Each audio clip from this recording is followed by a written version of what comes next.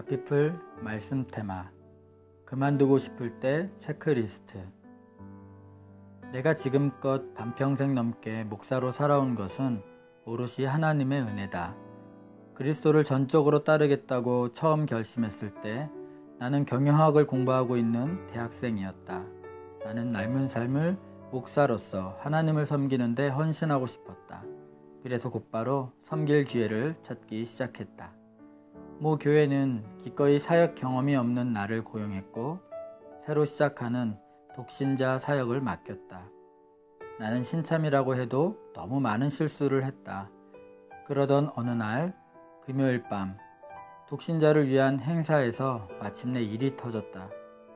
겨우 몇 달 만에 내가 상황을 완전히 반전시킨 것을 모두가 알게 되었다. 문제는 그 반전이 나쁜 쪽으로 일어났다는 것이다. 시작할 때는 100명 정도였던 탄탄한 그룹이 겨우 4명에서 5명 정도만 남았다. 그 중에 둘은 나와 아내였다. 재앙 같은 금요일 밤이 지나고 얼마 안 되어 교회 운영위원회에 소속된 한 분이 나를 보자고 했다. 크레이그 목사님, 위원회에서 몇 차례 논의를 했는데 교회 사역이 목사님에게 맞는지 잘 모르겠습니다. 다른 일을 찾아보시는 게 좋지 않을까 싶습니다. 나는 일이 잘 풀리지 않고 있다는 것을 알고 있었지만 순간 아득했다. 엄청난 충격을 받은 채 곧장 집으로 돌아가 아내에게 사실대로 말했다. 감정을 억제할 수가 없었다. 하나님께서 사역의 문을 열어주셨을 때 내가 평생 해야 할 일을 그분이 보여주신 것이라고 생각했다.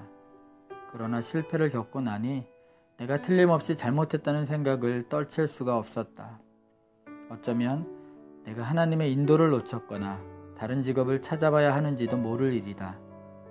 내가 목회에 적합하지 않은 이유를 모두 나열해 보았다. 이 방면에 경험이 전혀 없었고 너무 어렸으며 믿은 지도 얼마 되지 않았다. 내가 자격이 없음을 보여주는 목록은 무가치한 이력서를 여러 장 채우고도 남을 것 같았다. 반대로 아내는 하나님께서 우리를 이미 그분이 원하시는 뜻대로 그것에 두셨다고 느끼는 이유를 내게 상기시켜 주었다. 아내는 결정을 내리기 전에 사역하는 교회에 닉 해리스 목사님을 만나보라고 했다. 그래서 며칠 후 닉 목사님을 찾아갔다. 목사님은 운영위원회의 논의를 이미 들어 알고 계셨다. 그래도 정확히 무슨 일이 있었는지 내게 직접 듣고 싶어 하셨고 내 편에서 하는 이야기를 인내하며 들어주셨다. 이야기를 마쳤을 때 목사님은 책상 뒤에 한동안 아무 말 없이 앉아 생각을 정리하시는 듯 했다. 그리고 마침내 조심스럽게 말씀하셨다. 운영위원회가 왜 그런 의논을 했는지 이해합니다. 그분들의 우려가 어느 정도 타당하고요. 나는 목사님의 말이 옳다는 것을 알았다. 그래서 내게 다른 일자리를 알아보도록 도와주시겠다고 말할 줄 알았다. 그런데 말이에요. 목사님은 내가 말을 꺼내기도 전에 말을 이으셨다. 크레이그 목사님이 확신해도 좋은 게 또 하나 있어요. 하나님께서 목사님을 사용하길 원하실수록 그만두고 싶은 유혹이 강해질 거예요. 저는 여기서 일어나는 일이 바로 그런 거라고 생각해요. 내가 보기에 목사님은 잠재력이 정말 풍부한 사람이에요. 이렇게 나를 찾아온 건 조언을 구하기 위해서지요. 그럼 쉽게 그만두지 마세요. 그대로 계속하세요. 충격이었다. 그리고 감사했다. 닉 목사님의 조언은 다정했으며 내게 큰 용기를 주었다. 하지만 그 이상으로 더 깊은 어디선가 심오한 지혜에서 나오는 권위가 있었다. 마치 하나님께서 그분을 통해 말씀하시는 것 같았다. 나는 머물라는 말씀은 분명하게 들었지만 사역을 계속하기가 쉽지 않으리라는 것을 알았다.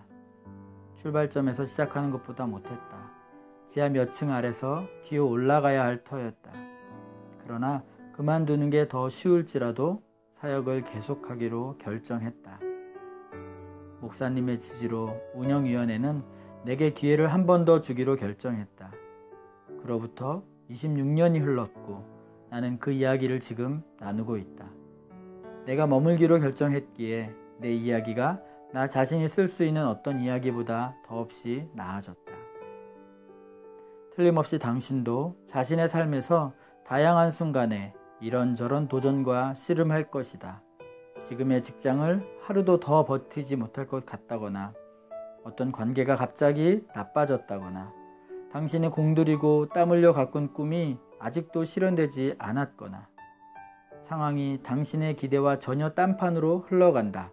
이런 일들이 일어날 때 삶을 바꿔놓는 큰 결정을 고려하는 것은 지극히 자연스럽다. 대부분의 중요한 선택에서 당신은 갈림길에 이른다. 결정을 내려야 할 때다. 이 길을 계속 가야 할까? 아니면 이쯤에서 그만두어야 할까? 물론 그만두어야 할 때도 많다.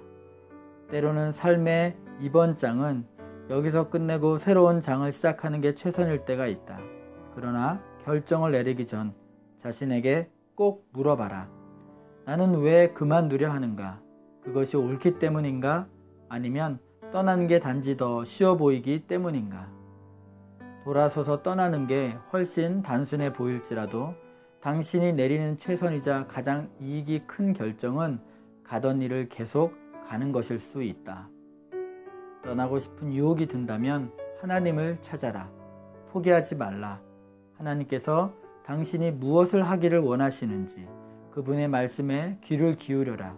때로는 머무는 게 가장 바른 결정이다. 가피플 말씀 테마. 그만두고 싶을 때 체크리스트.